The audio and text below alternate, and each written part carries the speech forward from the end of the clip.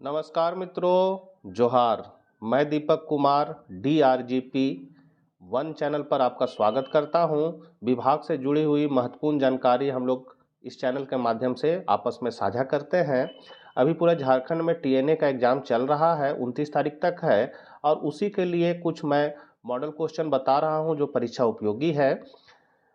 विभाग द्वारा भी सैंपल क्वेश्चन ऑफिशियल जारी किया गया था, जिसको कैसे डाउनलोड करेंगे, साथ ही क्या प्रश्न है उसके क्या उत्तर है, उसका मैंने वीडियो बना दिया है। चैनल के प्लेलिस्ट में जाकर देख सकते हैं। तो चलिए हम लोग आज के कुछ महत्वपूर्ण प्रश्नों को देख लेते हैं जो परीक्षा उपयोगी है। तो पहला क्वेश्चन है, विविध पृष्ठभूमियों के अधिगमकर्ताओं को संबोधित करने हेतु एक अध्यापक को क्या है, तो विविध विन्यासों के उदाहरण लेने चाहिए। दूसरा क्वेश्चन है, समस्या समाधान क्षमताओं को किस प्रकार सुसाध्य किया जा सकता है, तो इसको किया जा सकता है लगातार अभ्यास और कार्यान्वयन पर जोर देकर।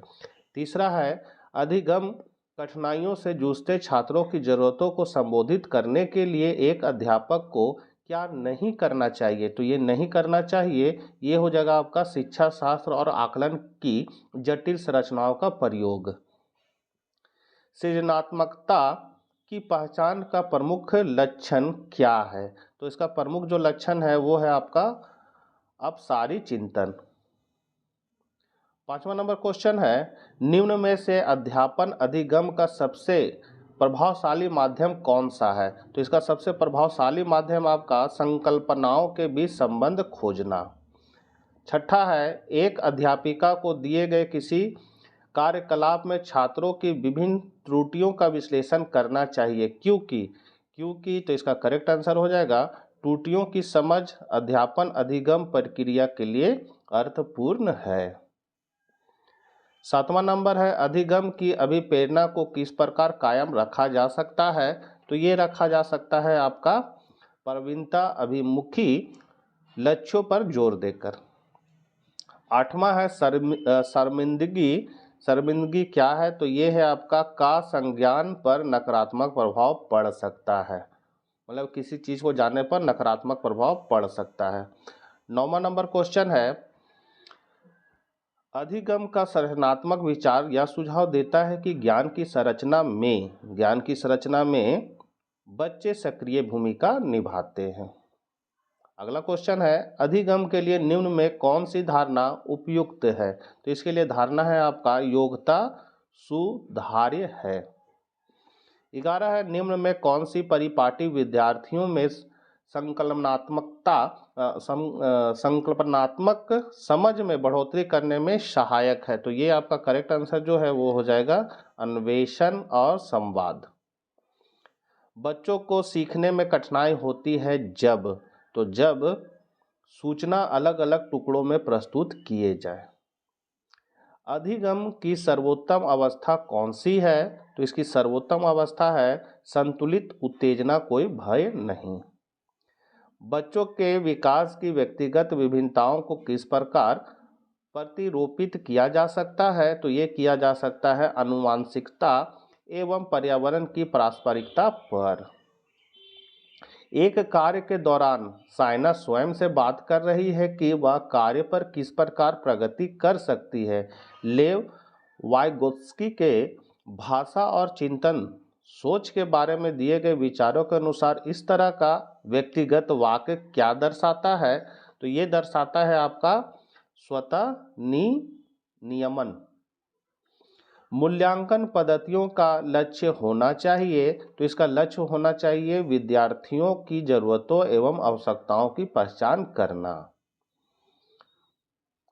एक गतिविधि के दौरान छात्रों को संघर्ष करते देख एक अध्यापिका बच्चों को संकेत और इशारे जैसे क्या, क्यों, कैसे प्रदान करने का फैसला लेती है। लेव वाइगोत्स्की के सिद्धांत के अनुसार अध्यापिका की यह योजना क्या हो जाएगी, डी हो जाएगा, अधिगम के लिए पाड़ या आधारभूत संरचना का काम करेगी। 18 है, एक खेल क्रिया के दौरान चोट लगने पर रोहन रोने लगा। यह देखकर उसके पिता ने कहा, लड़कियों की तरह व्यवहार ना करो, लड़के रोते नहीं हैं। पिता का यह कथन क्या हो जाएगा, लैंगिक रूढ़िवादिताओं को दर्शाता है। एक प्रगतिशील कक्षा में क्या होगा, तो ज्ञान की संरचना के लिए प्रचुर मौके प्रदान करने चाहिए। लॉरेंस कोलबर्ग के सिद्धांत के अनुसार किसी कार्य को इसलिए करना क्योंकि दूसरे इसे स्वीकृति देते हैं नैतिक विकास के खाली स्थान चरण को दर्शाता है। तो ये आपका दर्शाता है प्रथागत। बच्चों के समाजीकरण के संदर्भ में निम्न में कौन सा कथन सही है, तो यहाँ पर कौन सा कथन सही है, तो इसका आपका करेक्ट आंसर जो है वो हो जाएगा सी, विद्यालय समाजीकरण का एक द्वितीयक कारक है और परिवार समाजीकरण का एक प्राथमिक कारक है। 22 है, बहुबुद्धि का सिद्धांत जोर देता है कि बुद्धिमत्ता की विभिन्न दशाएं। जीन पियाजे के संज्ञात्मक विकास के सिद्धांत में पूर्व सक्रियात्मक अवस्था में विकास का मुख्य गुण क्या होता है, तो इसका जो मुख्य गुण होता है वो होता है विचार सोच में केंद्रीकरण। 24 है, विकास के संदर्भ में निम्न में से कौन सा कथन सही है, तो यहाँ पर जो आपका कथन सही है वो हो जाएगा बी, विकास बहुयामी होता है।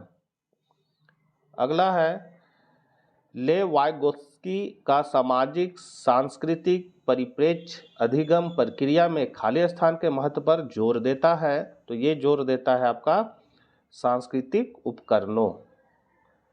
जीन पियाजे अपने संज्ञात्मक विकास के सिद्धांत में संज्ञात्मक संरचनाओं को खाली स्थान के रूप में वर्णित करते हैं, तो इसका करेक्ट आंसर है स्कीमा या मनोबद्ध। एक समावेशी कक्षा में खाली स्थान पर जोर होना चाहिए। किस पर जोर होना चाहिए, तो हर बच्चे के सामर्थ्य को अधिकतम करने के लिए अवसर प्रदान करने पर जोर होना चाहिए। दिव्यांगजन अधिकार अधिनियम 2016 के अनुसार निम्न में से किस शब्दावली का प्रयोग उपयुक्त है, तो इसका करेक्ट आंसर है छात्र जिसे शारीरिक दिव्यांगता है। यहाँ दिव्यांगता अधिकार हो जाएगा, यहाँ गलत लिखा हुआ है। अगला है, जन्म से किशोरावस्था तक बच्चों में विकास किस क्रम में होता है, तो ये जो विकास होता है वो होता है सांवेदिक, मूर्त, अमूर्त। और लास्ट क्वेश्चन है, एक प्रगतिशील कक्षा में व्यक्तिगत विभिन्नताओं को किस प्रकार देखा जाना चाहिए, तो ये देखा जाना चाहिए आपका अध्यापन अधिगम प्रक्रिया की परियोजना के लिए महत्वपूर्ण। तो ये थे कुछ महत्वपूर्ण परीक्षा उपयोगी TNA के लिए। मिलते हैं नेक्स्ट वीडियो साथ, तब तक आज्ञा दीजिए। जय हिंद, जय भारत।